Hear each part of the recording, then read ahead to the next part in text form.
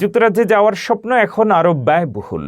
আগামী ৮ এপ্রিল থেকে student visit ও work সহ সব ধরনের ভিসার আবেদন ফি ৬ থেকে ৭% বাড়ছে। ৬ মাসের স্ট্যান্ডার্ড ভিজিট ভিসার ফি নির্ধারণ করা হয়েছে ১৩৫ পাউন্ড।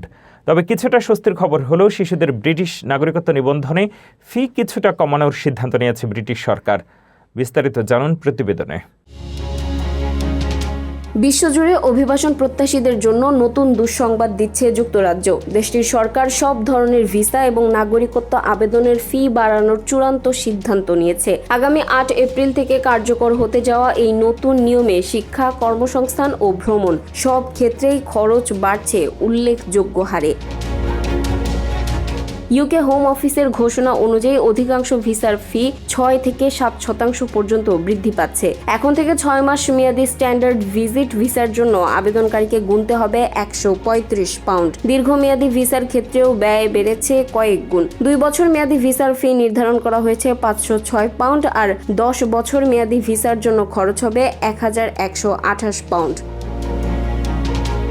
উচ্চশিক্ষার জন্য যারা যুক্তরাজ্যকে বেছে নিতে চান তাদের উপরও পড়ছে বাড়তি চাপের বোঝা। স্টুডেন্ট ভিসার আবেদন ফি এখন ৫৫৮ পাউন্ড, যা আগের চেয়ে ৩৪ পাউন্ড বেশি। এমনকি বেসরকারি চিকিৎসা সেবা এবং একাডেমিক কাজের জন্য যারা স্বল্প মেয়াদে দেশটিতে যেতে চান তাদের ক্ষেত্রেও ফি বাড়ানো হয়েছে।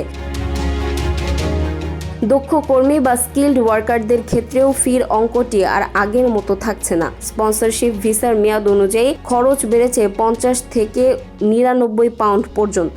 তবে স্বাস্থ্য খাতের কর্মীদের জন্য এই বৃদ্ধির হার কিছুটা শিথিল রাখা হলেও ট্রানজিট ভিসা এবং ইলেকট্রনিক ট্রাভেল অথরাইজেশন বা ইটিএ এর খরচ থেকেও রেহাই পাচ্ছেন না পর্যটকরা।